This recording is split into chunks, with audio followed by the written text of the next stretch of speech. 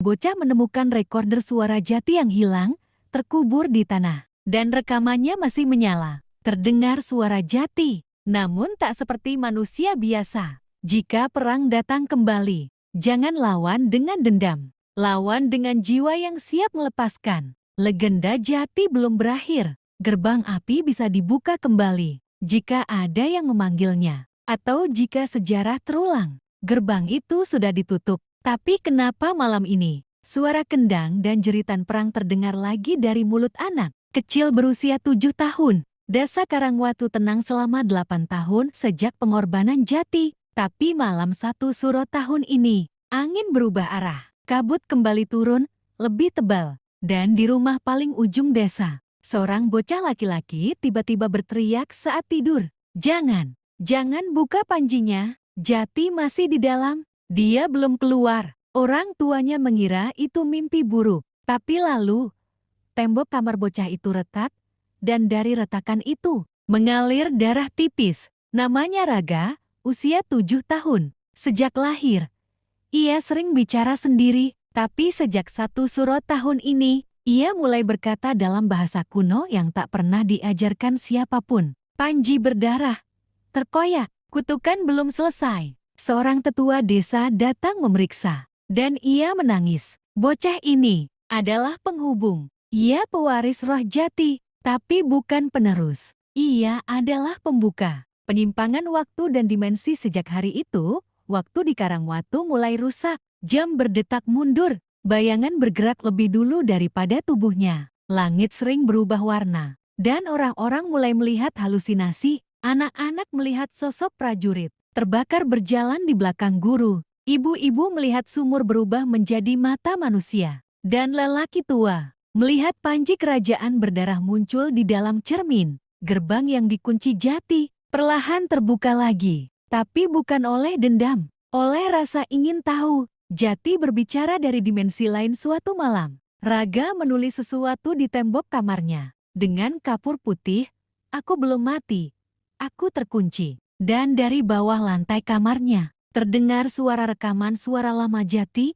Siapapun yang membaca ini, jangan biarkan panji dibuka. Akan ada perang yang bukan milik manusia lagi. Orang tua Raga dibingungkan oleh dua pilihan. Membawa anak mereka ke kota yang berarti menelantarkan roh Jati. Atau menunggu sampai roh itu selesai berbicara. Meski itu bisa mengorbankan anak mereka. Di sisi lain, Raga mulai bicara dalam tidur.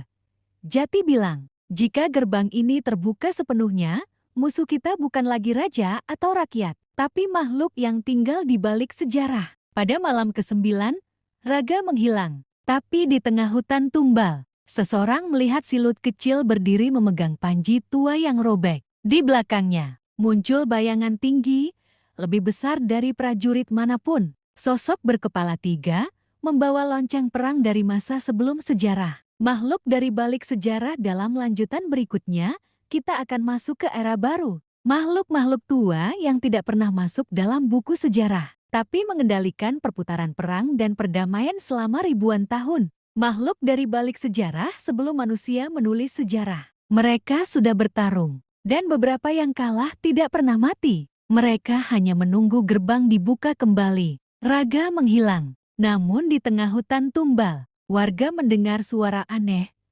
Lonceng berat yang berdentang dari dalam tanah, seperti sedang membangunkan sesuatu yang sudah lama dikubur bukan oleh manusia, tapi oleh waktu. Di bawah akar pohon Jati tertua, para tetua menemukan panji robek yang mulai menyala. Dan dari dalam tanah, muncul tangan hitam berurat yang menggenggam belulang tengkorak manusia. Dengan mahkota dari tulang. Mereka bukan roh Raga kini berada dalam alam antara. Bukan dunia roh, bukan pula dunia manusia. Tapi sebuah ruang kosong. Diisi oleh makhluk-makhluk tanpa wajah. Yang menyebut dirinya para penunggu awal. Kami tidak pernah kalah. Kami hanya ditidurkan oleh perjanjian darah. Dan sekarang, anak itu telah merobak perjanjian itu. Jati dalam bentuk bayangan muncul di hadapan Raga.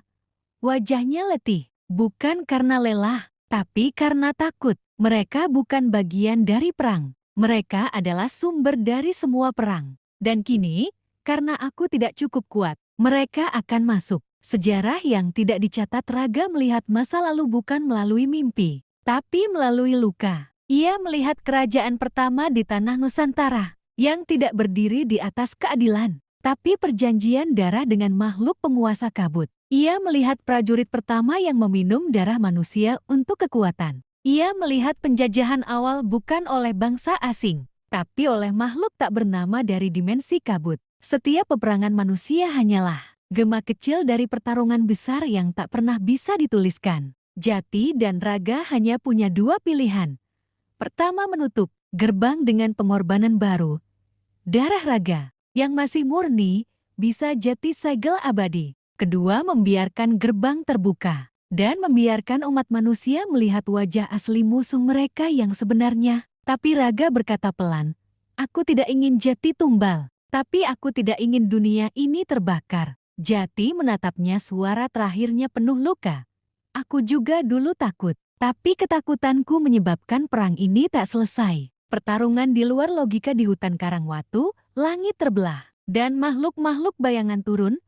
Ada yang berwujud raksasa bertanduk banyak, ada yang berupa kabut dengan wajah ratusan, ada yang membawa tongkat api yang bisa membalikan waktu. Para tetua desa mencoba ritual, tapi gagal. Senjata tidak berguna. Doa pun seperti membentur dinding kosong. Hanya satu suara bisa menghentikan semuanya. Suara Raga.